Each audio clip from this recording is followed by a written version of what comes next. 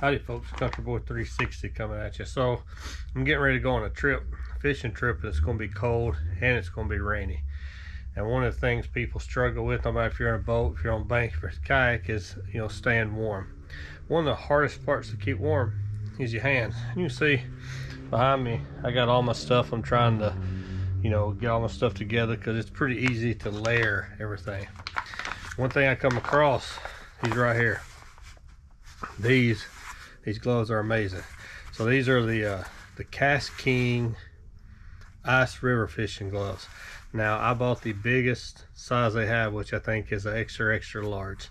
Now before I get into what I do to keep my hands dry and wet, I'm going to read, it comes in this bag, so I'll read a few things on the back of the bag. So they're 100% waterproof, so as long as you don't let water go across the top of it, you'll be good. They're a 3.4 millimeter neoprene design. Now I have NRS gloves and stuff like that, and I think the biggest NRS glove I could find was like a 2 millimeter.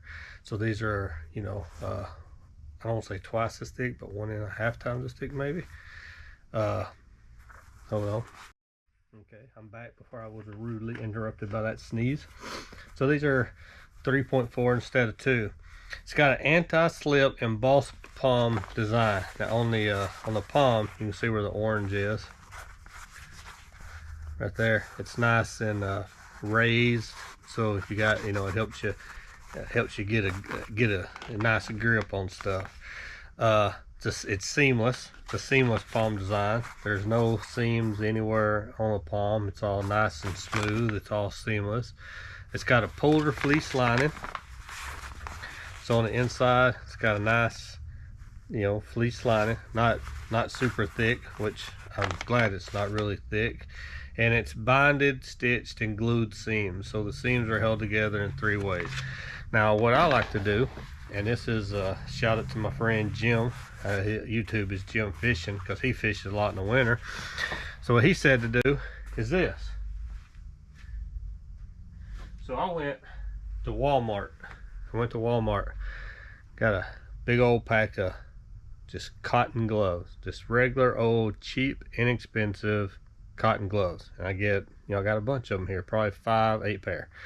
All right, so what I do with these gloves is I take those gloves stay on the boat or the kayak with me, and I put one on. You wouldn't have never guessed that, would you, that I put one on, then I put it inside my, I put my glove on. Bam.